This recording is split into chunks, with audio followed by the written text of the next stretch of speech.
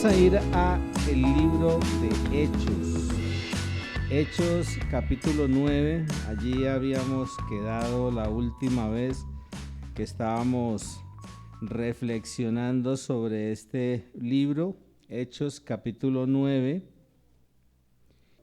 Hechos capítulo 9, versículo 17 en adelante. Dice la palabra del Señor, Nueva Versión Internacional, voy a leer. Ananías se fue y cuando llegó a la casa le impuso las manos a Saulo y dijo: Hermano Saulo, el Señor Jesús que se te apareció en el camino me ha enviado para que recobres la vista y seas lleno del Espíritu Santo. Al instante cayó de los ojos de Saulo algo como escamas y recobró la vista. Se levantó y fue bautizado. Luego comió y recobró fuerzas. Saulo pasó varios días con los discípulos que estaban en Damasco y enseguida se dedicó a predicar en las sinagogas, afirmando que Jesús es el Hijo de Dios. Todos los que le oían quedaban asombrados y preguntaban: ¿no es este el que en Jerusalén perseguía a muerte a los que invocan ese nombre? ¿Y no ha venido aquí para llevarse los presos y entregarlos a los jefes de los sacerdotes? Pero Saulo cobraba cada vez más fuerza y confundía a los judíos que vivían en Damasco, demostrándoles que Jesús es el Cristo. Después de muchos días, los judíos se pusieron de acuerdo para matarlo, pero Saulo se enteró de sus maquinaciones. Día y noche vigilaban de cerca las puertas de la ciudad con el fin de eliminarlo, pero sus discípulos se lo llevaron de noche y lo bajaron en un canasto por una abertura en la muralla. Cuando llegó a Jerusalén, trataba de juntarse con los discípulos, pero todos tenían miedo de él, porque no creían que de veras fuera discípulo. Entonces Bernabé lo tomó a su cargo y lo llevó a los apóstoles. Bernabé describió en detalle cómo en el camino Saulo había visto al Señor, el cual le había hablado, y contó que en Damasco Saulo había predicado con libertad en el nombre de Jesús. Así que se quedó con ellos y andaba por todas partes en Jerusalén hablando abiertamente en el nombre del Señor. Conversaba y discutía con los judíos de habla griega, pero ellos se proponían eliminarlo. Cuando se enteraron de ello, los hermanos se lo llevaron de Cesarea y de allí lo mandaron a Tarso. Mientras tanto, la iglesia disfrutaba de paz a la vez que se consolidaba en toda Judea, Galilea y Samaria, pues vivía en el temor del Señor e iba creciendo en número, fortalecida por el Espíritu Santo. Y bueno, esta es una narración bastante especial la que encontramos aquí. Hemos estado hablando acerca de estos personajes tan interesantes como vemos aquí. En el capítulo anterior hablábamos de la conversión de todos aquellos que habían sido influenciados por el mensaje del apóstol Pedro, ¿sí? Por el mensaje de los discípulos que habían salido huyendo producto de la dispersión. Y aquí encontramos esta parte sigue a lo que nos narra el capítulo 9 del versículo 1 al 16. Nos está hablando de la conversión de Pablo, pero aquí específicamente yo quería enfocarme en el hecho de la manera tan especial como el Espíritu Santo se manifiesta en la vida de los cristianos. Y por eso le colocaba el título de esta reflexión, le colocaba instrumentos poderosos. Dios, desde el momento en que nosotros aceptamos a Jesucristo como Señor y Salvador, tiene un propósito con nosotros. Dios quiere que nosotros seamos instrumentos en sus manos y nosotros tenemos que descubrir cuál es ese ministerio, cuál es esa labor que Dios nos ha entregado, que Dios nos ha encargado, y cuáles son las evidencias, y veía yo eso aquí, cuáles son las evidencias que nosotros debemos estar reflejando al tener la persona del Espíritu Santo actuando activamente en nuestra vida, porque ese es esa es una acción que se da en la vida de un cristiano que está en comunión con Dios. Si nosotros estamos en una relación constante con Dios, pues debe ser activa la manifestación del Espíritu Santo en cada uno de nosotros. Y eso lo vemos aquí en esta escena. Y una de las cosas que rescataba era eso, lo que le pasó al apóstol Pablo, que él recibe a Cristo en su vida e inmediatamente de forma activa el Espíritu Santo obra en su vida. Entonces el Espíritu Santo debe estar obrando activamente en la vida de cada uno de nosotros. Y si usted regresa ahí al versículo 17 y el versículo 18, pero vamos a leerlo en la Nueva Traducción Viviente, versículos 17 y 18, y dice: así que Ananías fue y encontró a Saulo, puso sus manos sobre él y dijo: hermano Saulo, el Señor Jesús, quien se te apareció en el camino, me ha enviado para que recobres la vista y seas lleno del Espíritu Santo.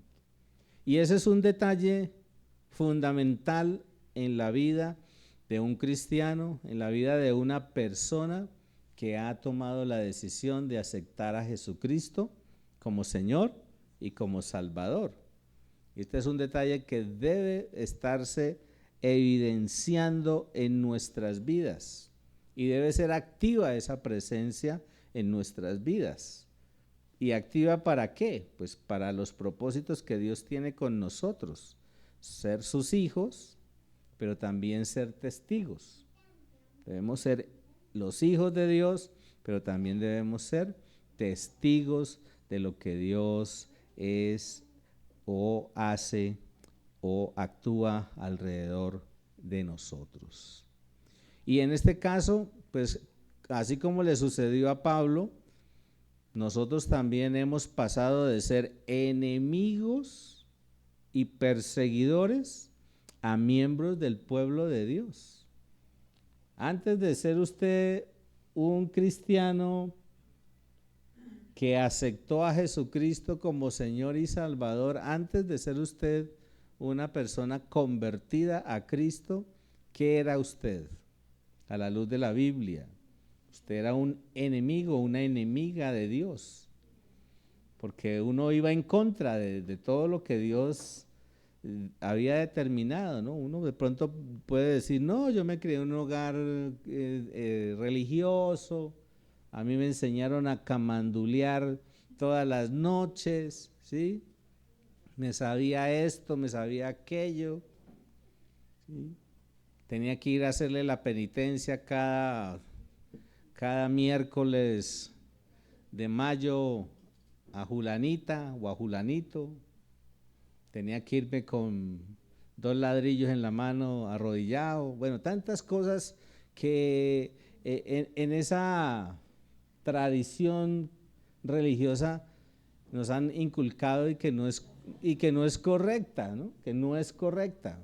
Entonces, en medio de esa realidad que vivíamos negando a Dios, distanciados de Dios, al aceptar a Jesucristo como Señor y Salvador, pues nos hemos convertido en miembros del pueblo de Dios.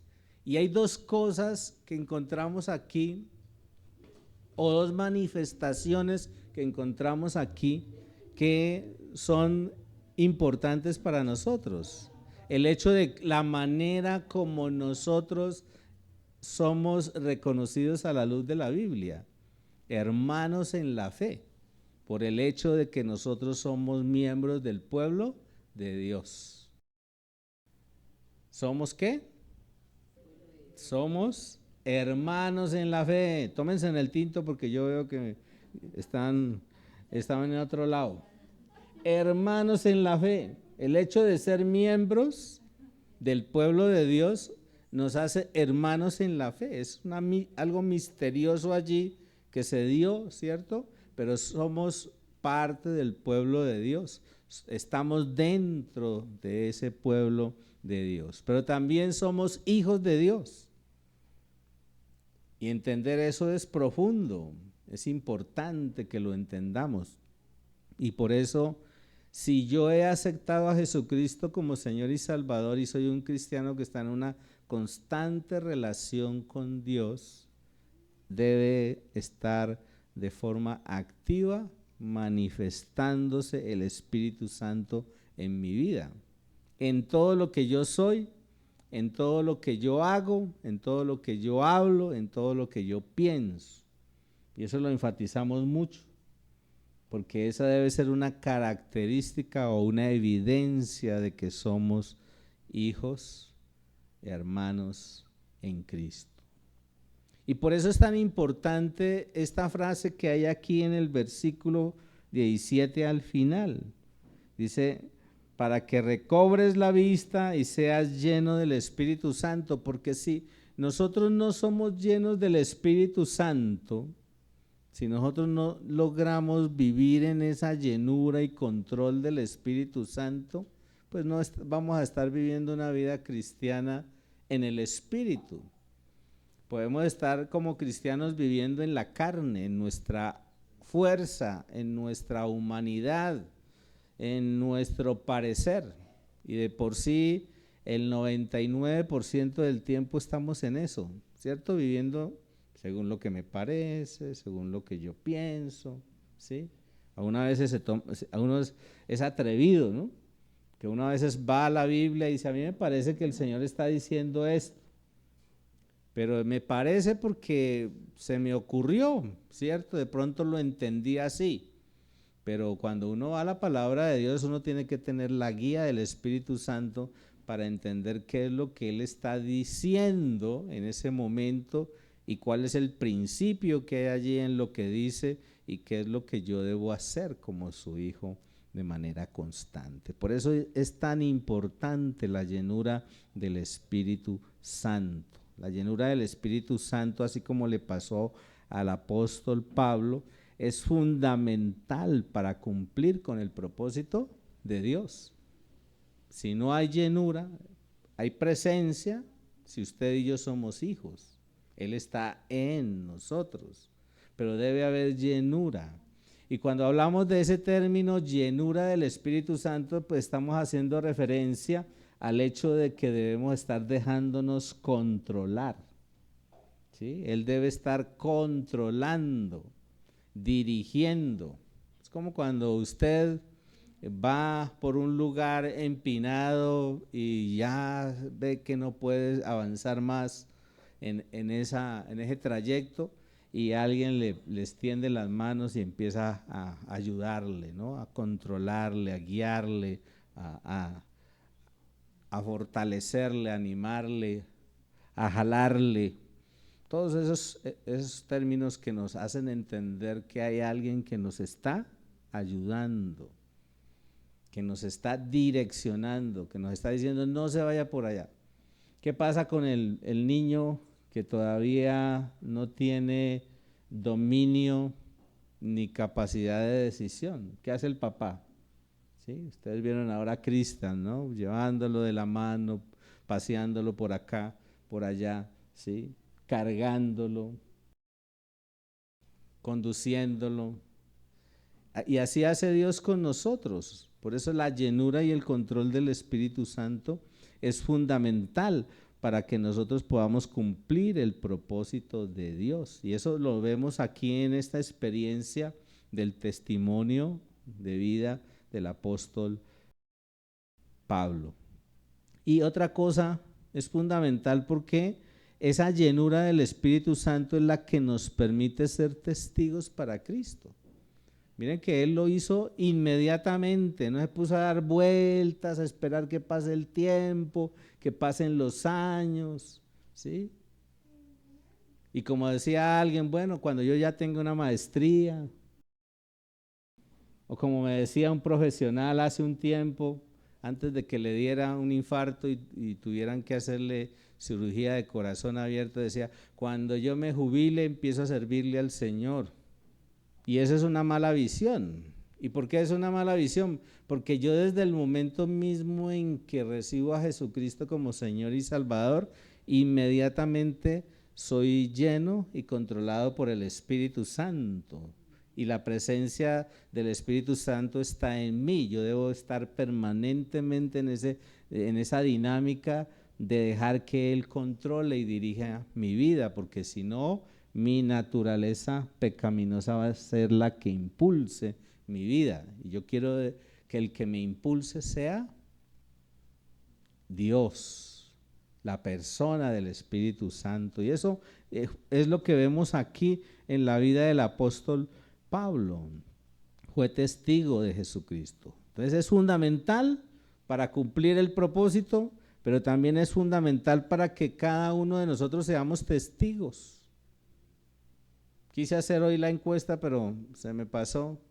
Y sí me gustaría en todos los grupos que hiciéramos la encuesta, hablando de los grupos de WhatsApp que tenemos de la sede, de los diferentes movimientos y células y el grupo general, y poder decir hoy, 28 de septiembre, después de casi un año, ¿cómo vamos con nuestra tarea? ¿Estamos siendo testigos? Ya tenemos por lo menos esos dos personajes por los que hemos estado orando, a los que le hemos estado hablando de Cristo, ya por lo menos los hemos consolidado, les hemos dado agenda vida nueva, les estamos dando programa de crecimiento, ¿ya?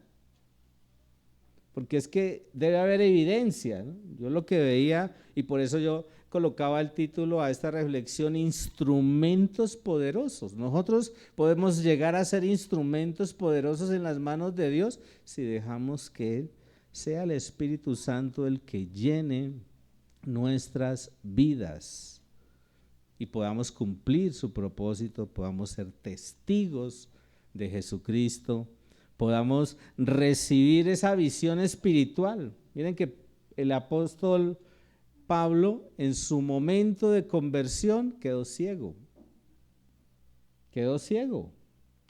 físicamente, tuvo que ser ayudado por los que lo iban acompañando ahí camino a Damasco, tuvo que ser ayudado a entrar a la ciudad. Y lo que nos dice ahí en la narración la Biblia es que él duró 3 días en ayuno. Duró 3 días ciego y en ayuno. Y mientras tanto el Señor estaba preparando a Ananías para que Ananías pudiera estar dispuesto a asumir su compromiso como cristiano de ir a consolidar la vida de este hombre. ¿Sí? Él va y lo consolida, va y le da como esa estocada especial para que él pueda recobrar la vista y ver que Dios obra a través de otras personas en la vida de uno, y él recobra la vista y él inmediatamente decide comprometerse. ¿Y cómo manifiesta o evidencia ese compromiso? Si están leyendo lo que dice ahí el versículo, pues leamos. Dice allí en el versículo 18, al instante. Versículo 18.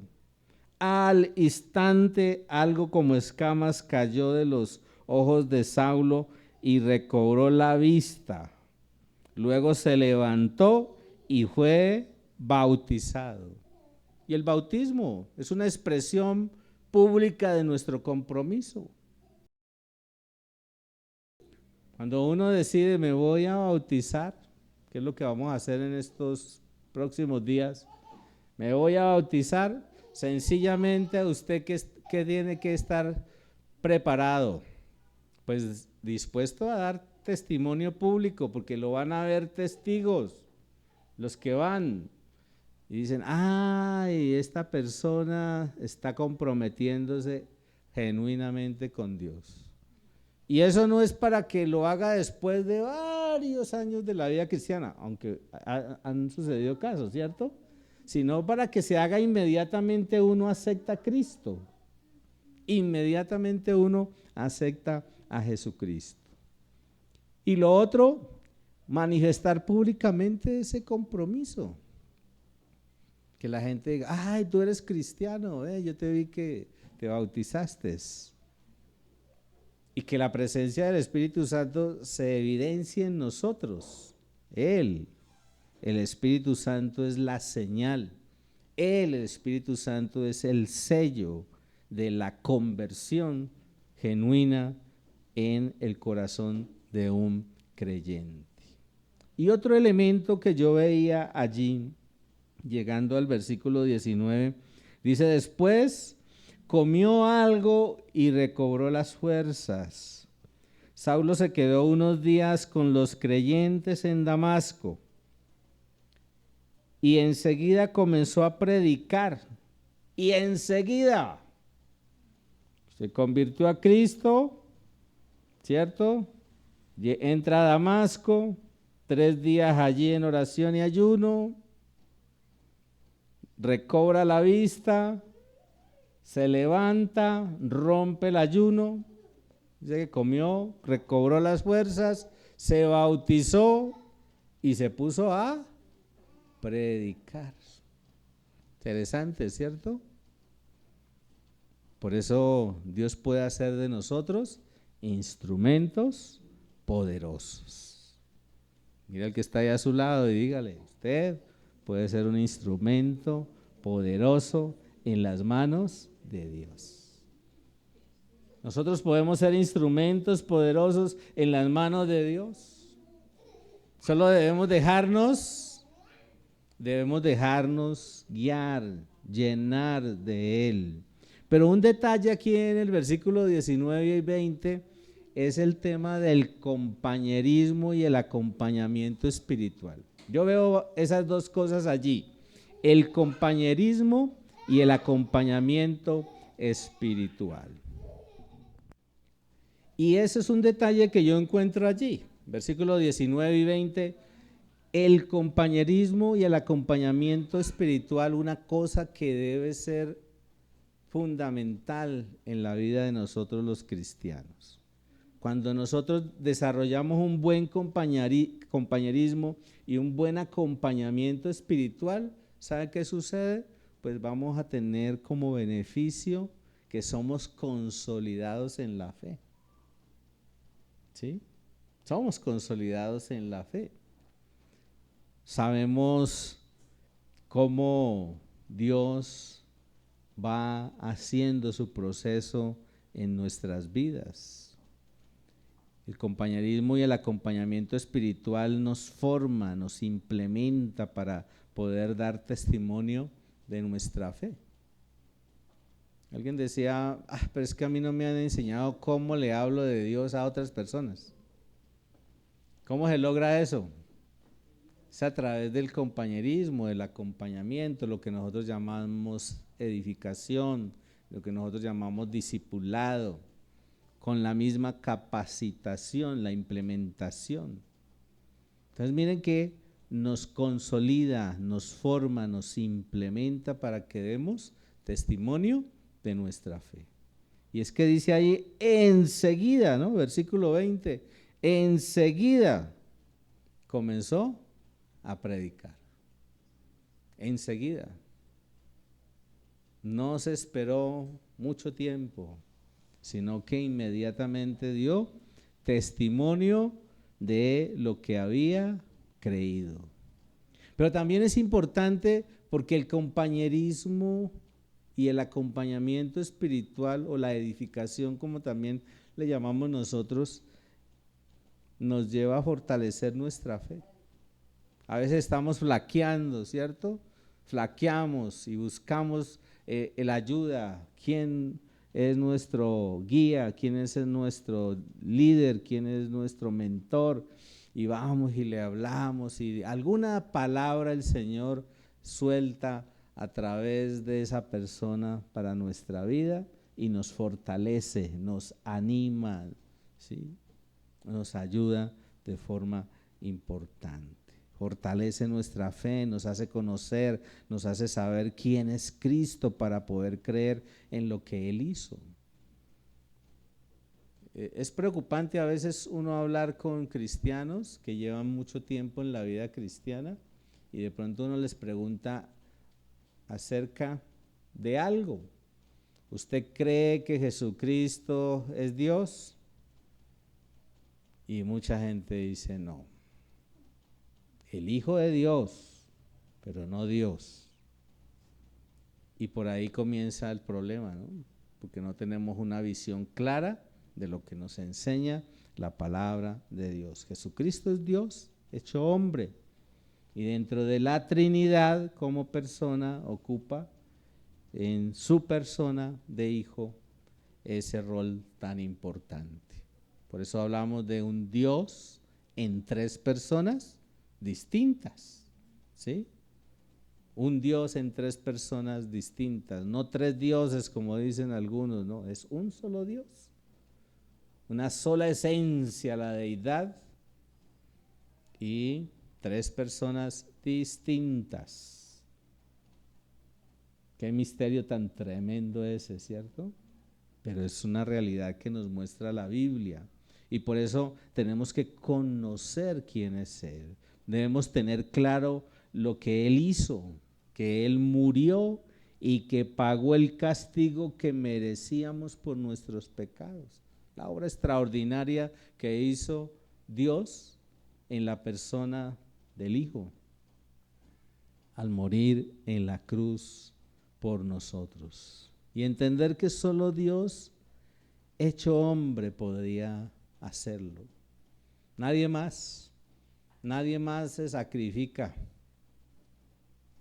Nadie más puede hacerlo y satisfacer la demanda de justicia.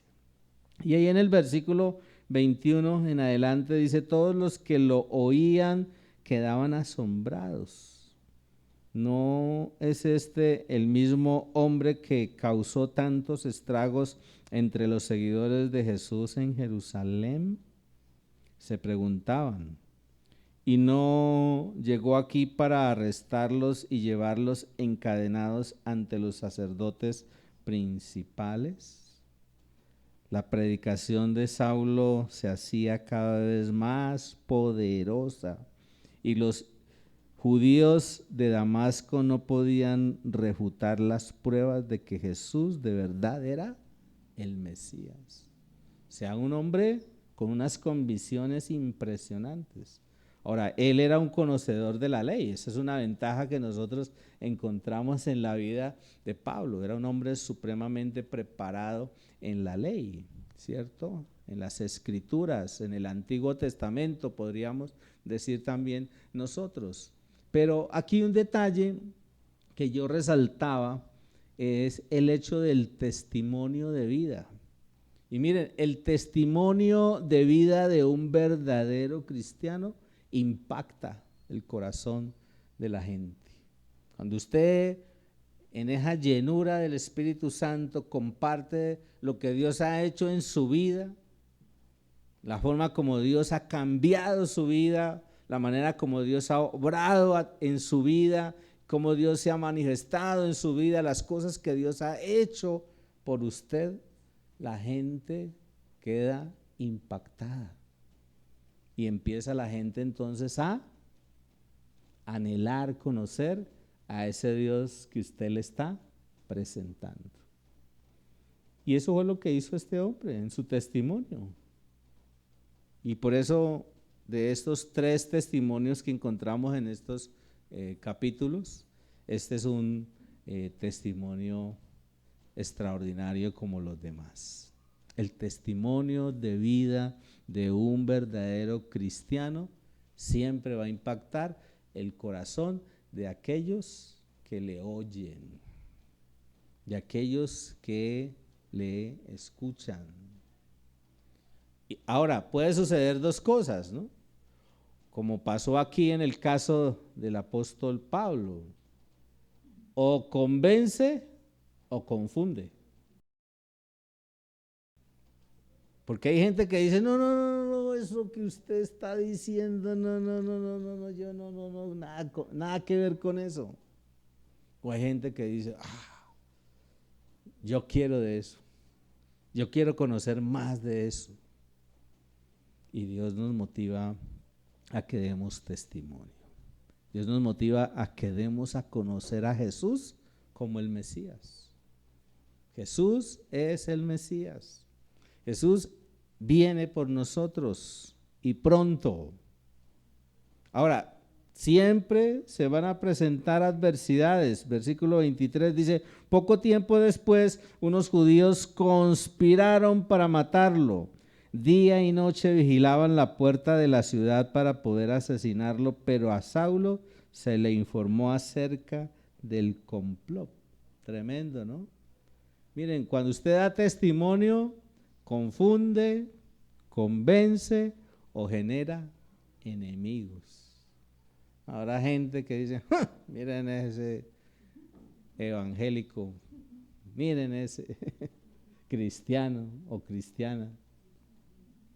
Pero es la presencia de Dios la que debe estar obrando, actuando, porque nosotros podemos llegar a ser instrumentos poderosos en la mano del Señor si dejamos que Él llene nuestra vida.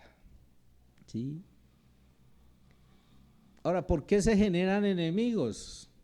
Pues aquí lo que nos da a entender en lo que nos dice la palabra del Señor es que la falta de argumentos de esos enemigos del Evangelio les lleva a usar otras tácticas. Cuando la gente dice, yo creo en esto, ¿no? Así está equivocada.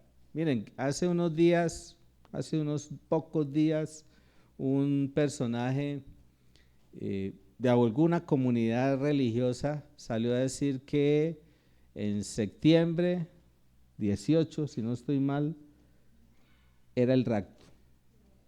Septiembre 18 o 19 era el rapto, que la iglesia se iba y pasó el 18 y no pasó nada. Y luego salió, o sea, ese sí es bien conchudo, ¿no?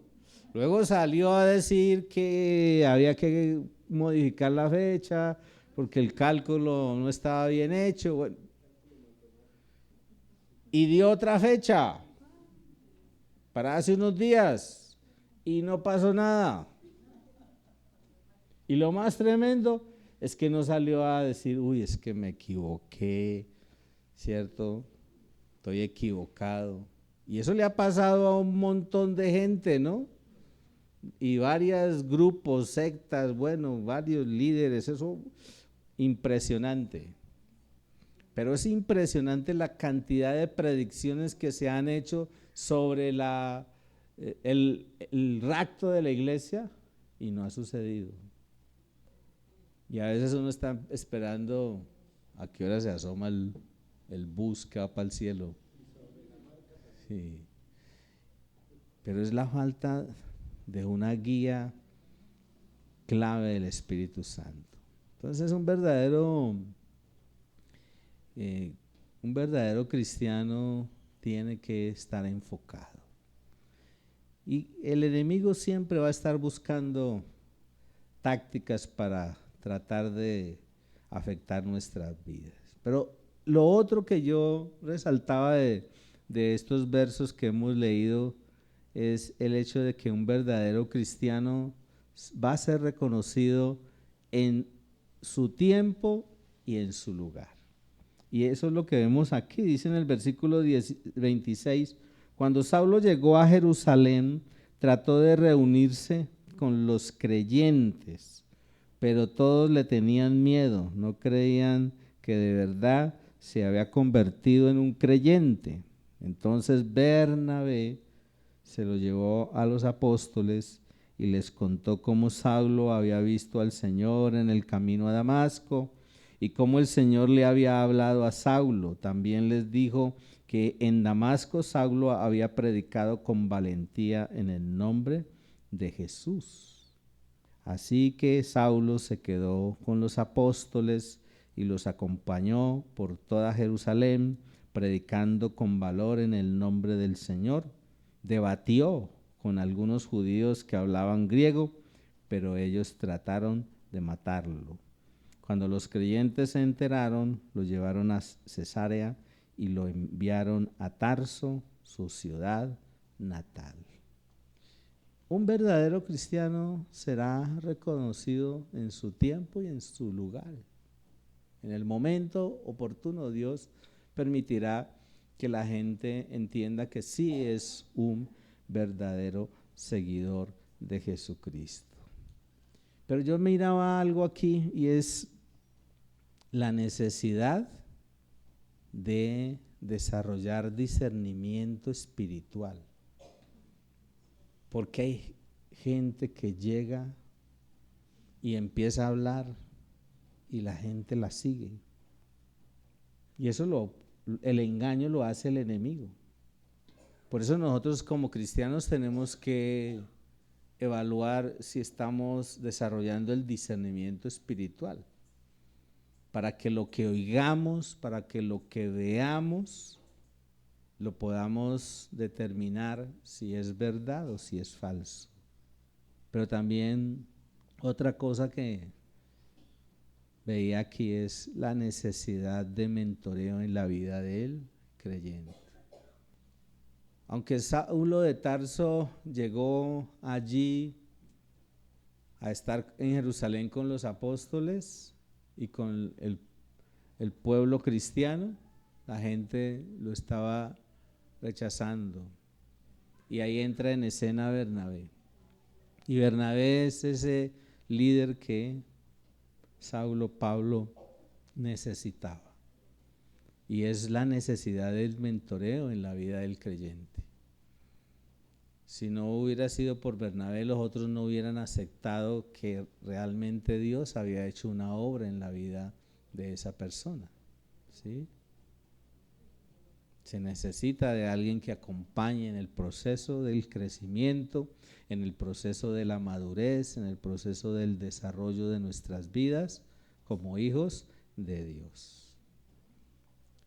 Hijo de consolación y solaz, eso significa Bernabé. Y Bernabé es el que lo acompaña, ¿cierto? El que le da apoyo, el que le da dirección. Y por eso nosotros necesitamos crear esos espacios de edificación, pero también esos espacios de servicio. No nos conformemos meramente a ser espectadores, a estar recibiendo y recibiendo y recibiendo, sino también estemos dispuestos a ver en dónde Dios quiere usarnos con los talentos y con las habilidades que Dios nos ha dado.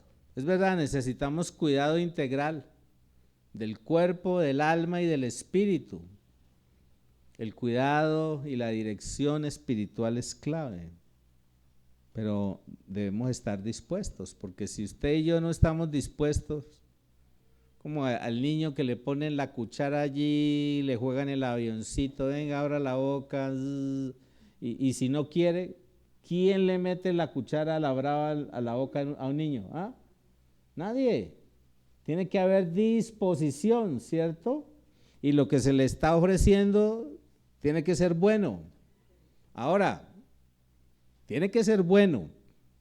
De pronto no le gusta. Y por lo general, lo que nos han enseñado los especialistas es que si a un niño desde pequeñito le dan dulce, si a un niño desde pequeñito le ponemos esto para entretenerlo, perdimos el año. Si a un niño desde pequeñito le damos dulce, ya las verduras, cierto tipo de comida, no. Entonces uno desde pequeño tiene que ir viviendo un proceso adecuado, un proceso de cuidado integral. Y el versículo 31, para dejar allí porque creo que no ha funcionado el tinto todavía.